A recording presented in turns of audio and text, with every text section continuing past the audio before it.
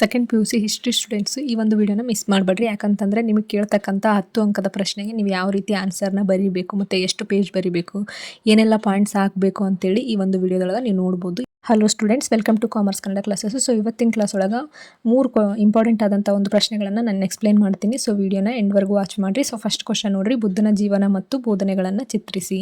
Answer ನೋಡ್ತಾ ಹೋಗೋಣ. ಬೌದ್ಧ ಧರ್ಮದ ಸ್ಥಾಪಕ ಗೌತಮ್ ಬುದ್ಧ, ಅವನ ಜೀವನ ಮತ್ತು ಬೋಧನೆಗಳನ್ನು ನಾವು ಈ ಕೆಳಗಿನಂತೆ ವಿವರಿಸಬಹುದು ಅಥವಾ ಚಿತ್ರಿಸಬಹುದು ಅಂತೇಳಿ ಇದನ್ನು ಒಂದು ಪೀಠಿಕೆ ಒಳಗೆ ಬರೆದು ಬಿಡ್ರಿ. ನೆಕ್ಸ್ಟ್ ಎಕ್ಸ್ಪ್ಲನೇಷನಲ್ಲಿ ಬುದ್ಧನ ಜೀವನವನ್ನು ನೋಡ್ತಾ ಹೋಗೋಣ. ಅಂದರೆ ವಿವರಣೆಯಲ್ಲಿ ಈ ರೀತಿ ಬರೀರಿ.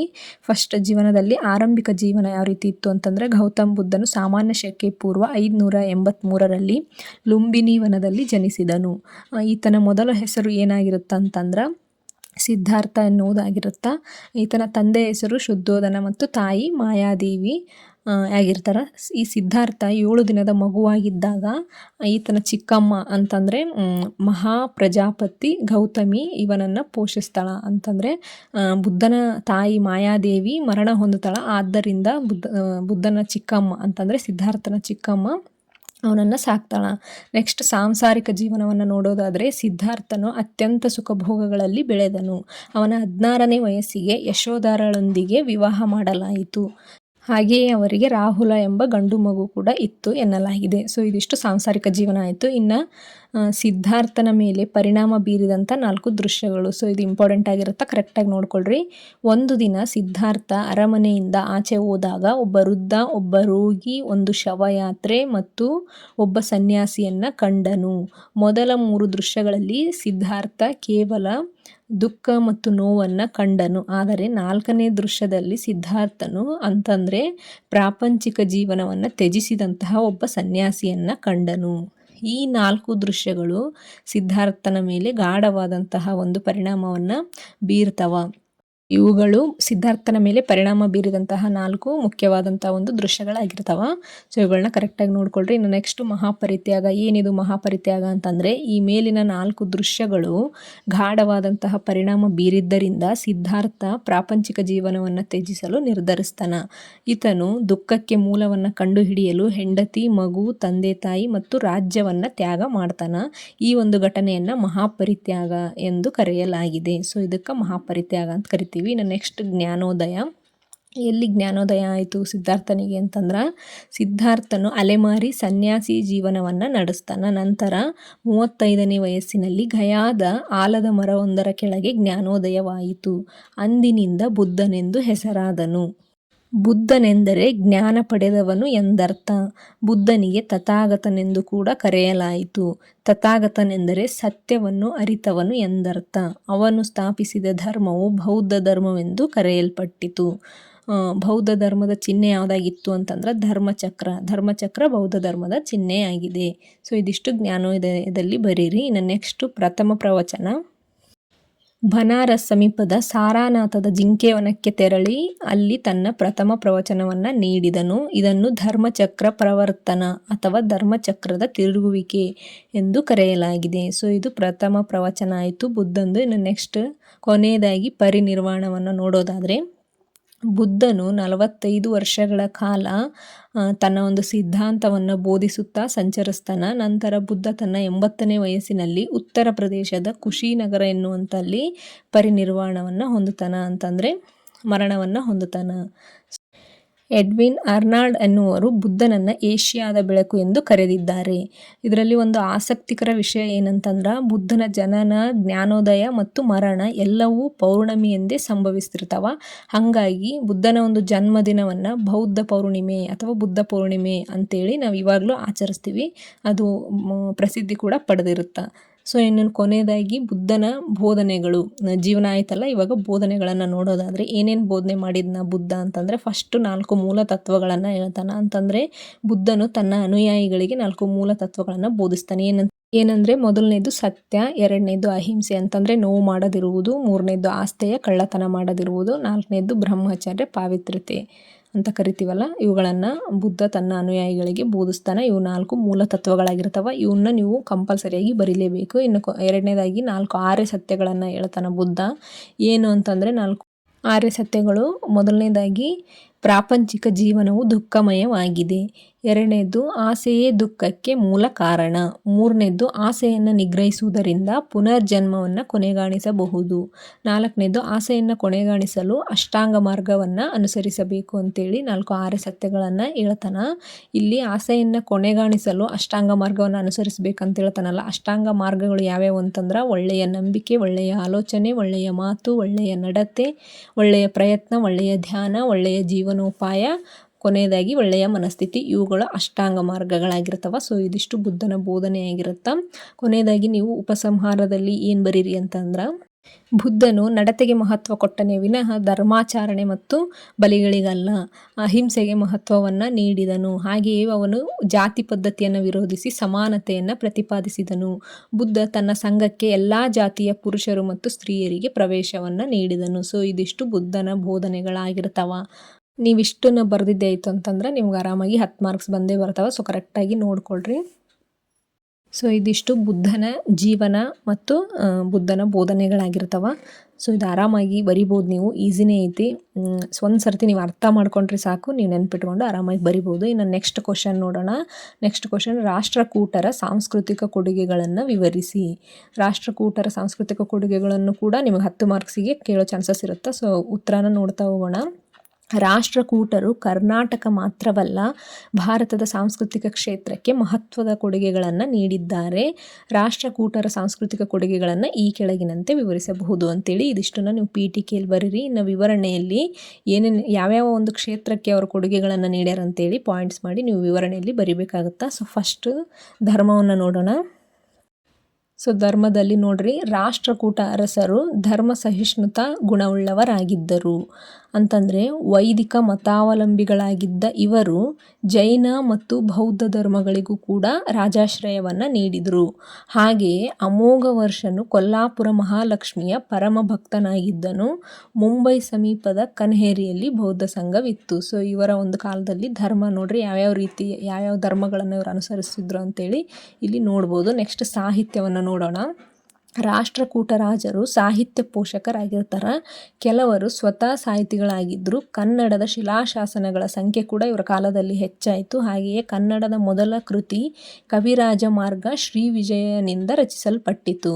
ರಾಷ್ಟ್ರಕೂಟರ ಕಾಲದ ಸಾಹಿತ್ಯ ಕೊಡುಗೆಯನ್ನು ಅವರ ಕಾಲದಲ್ಲಿ ರಚನೆಯಾದಂತಹ ಸಾಹಿತ್ಯ ಕೃತಿಗಳ ಪಟ್ಟಿಯ ಮೂಲಕ ನಾವು ಈ ಕೆಳಗಿನಂತೆ ತಿಳಿಯಬಹುದು.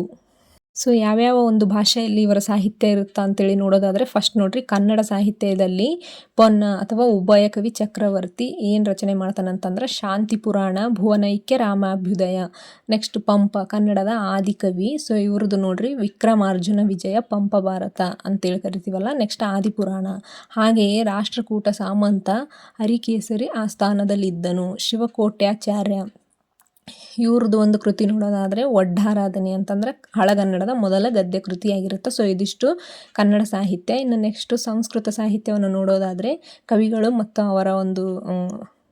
ಅವರ ಕೃತಿಗಳು ನೋಡ್ರಿ, ಶಕ್ತಾಯನ, ಶಬ್ದಾನುಶಾಸನ, ಮಹಾವೀರಾಚಾರ್ಯ, ಗಣಿತಸಾ ಸಂಗ್ರಹ, ಅಮೋಘ ವರ್ಷನ ಕೃತಿ, ಪ್ರಶ್ನೋತ್ತರ ರತ್ನಮಾಲ. ನೆಕ್ಸ್ಟ್ ತ್ರಿವಿಕ್ರಮನ ಕೃತಿ ಮಧಾಲಸ ಚಂಪು. ನೆಕ್ಸ್ಟ್ ಜೀನಸೇನಾಚಾರ್ಯನ ಕೃತಿ ಆದಿಪುರಾಣ, ಪಾರ್ಶ್ವಾಭ್ಯುದಯ. ನೆಕ್ಸ್ಟ್ ಅಸಗನ ಕೃತಿ ವರ್ಧಮಾನ ಪುರಾಣ. ನೆಕ್ಸ್ಟ್ ಕೊನೆಯದಾಗಿ ಹಾಲಾಯುಧನ ಕೃತಿ ಮೃತ ಸಂಜೀವಿನಿ.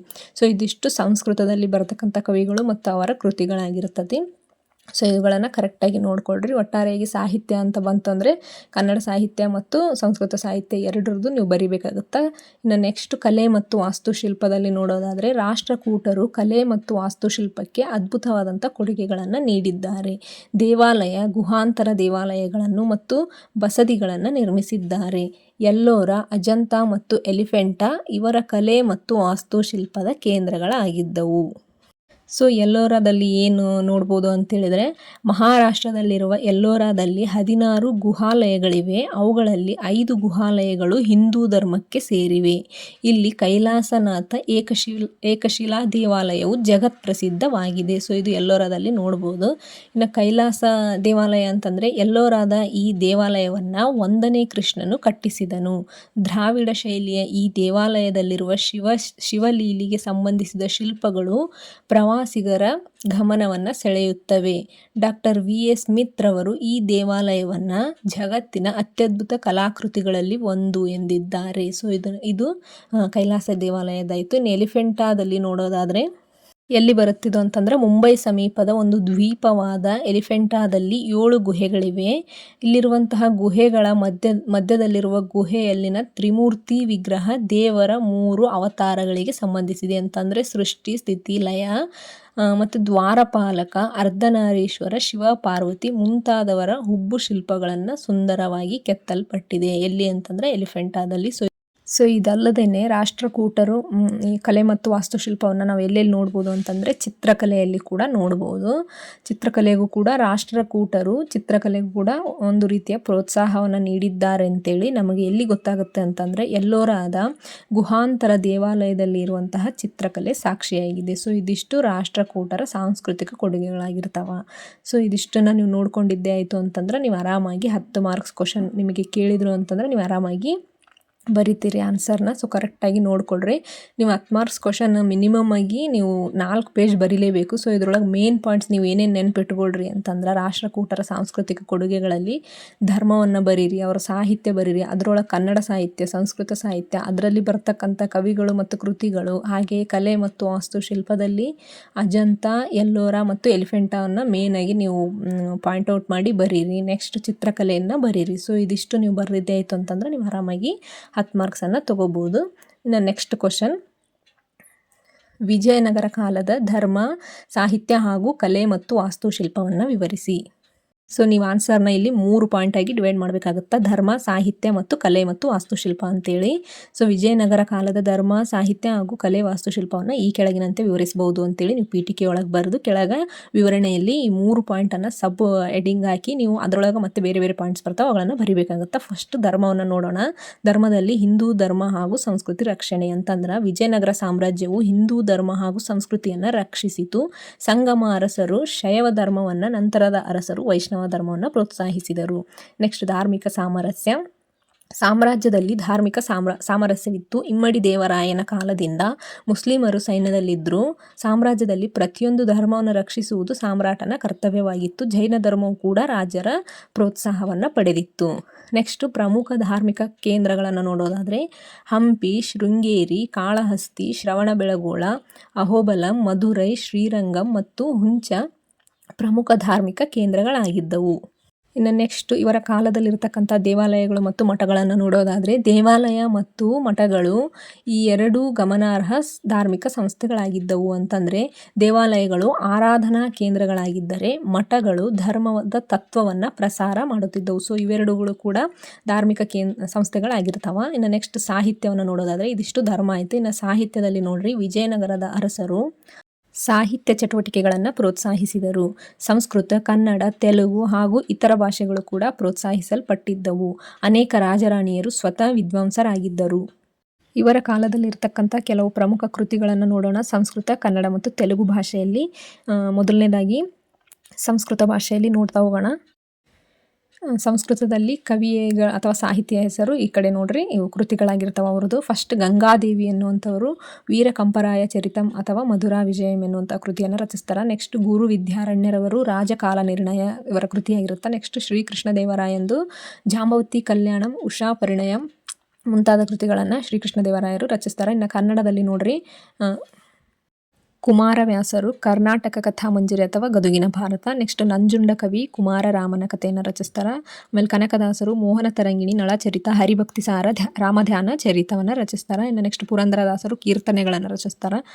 ರತ್ನಾಕರ ವರ್ಣಿಯವರು ಭರತೇಶ ವೈಭವ, ಭೀಮಕವಿಯವರು ಬಸವ ಪುರಾಣ, ನರಹರಿ ತೊರೆವ ರಾಮಾಯಣ, ವಿರೂಪಾಕ್ಷ ಪಂಡಿತ ಚನ್ನಬಸವ ಪುರಾಣ. ಸೊ ಇಷ್ಟು ಕನ್ನಡ ಒಂದು ಭಾಷೆಯಲ್ಲಿ ಇರತಕ್ಕಂಥ ಕವಿಗಳು ಮತ್ತು ಕೃತಿಗಳಾಗಿರ್ತವೆ. ಇನ್ನು ತೆಲುಗು ಭಾಷೆಯಲ್ಲಿ ನೋಡೋದಾದರೆ ತೆಲುಗುದಲ್ಲಿ ಕೃಷ್ಣದೇವರಾಯರು ಆಮುಕ್ತ ಮೌಲ್ಯದ ಎನ್ನುವಂಥ ಕೃತಿಯನ್ನು ರಚಿಸ್ತಾರೆ. ನೆಕ್ಸ್ಟ್ ಅಲ್ಲಾಸಾನಿ ಪೆದ್ದನ, ಮನು ಚರಿತಮು, ನೆಕ್ಸ್ಟ್ ಶ್ರೀನಾಥರವರು ಕಾಶಿ ಕಂದ ಎನ್ನುವಂತಹ ಒಂದು ಕೃತಿಗಳನ್ನು ರಚಿಸ್ತಾರೆ. ಸೊ ಇದಿಷ್ಟು ಸಾಹಿತ್ಯದಲ್ಲಿ ವಿಜಯನಗರದ ಕೊಡುಗೆಯಾಗಿರುತ್ತೆ. ಅಥವಾ ಸಾಹಿತ್ಯವನ್ನು ನಾವು ವಿಜಯನಗರ ಕಾಲದಲ್ಲಿ ನೋಡೋದಾದರೆ ಇದಿಷ್ಟು ನಾವು ನೋಡ್ಬೋದು. ಇನ್ನು ಕೊನೆಯದಾಗಿ ಕಲೆ ಮತ್ತು ವಾಸ್ತುಶಿಲ್ಪ ಯಾವ ರೀತಿಯಾಗಿತ್ತು ಅಂತಂದ್ರೆ ವಿಜಯನಗರ ವಿಜಯನಗರದ ಅರಸರು ಕಲೆ ಮತ್ತು ವಾಸ್ತುಶಿಲ್ಪಕ್ಕೆ ಅಪಾರವಾದಂತಹ ಪ್ರೋತ್ಸಾಹವನ್ನು ಕೊಡ್ತಾರೆ.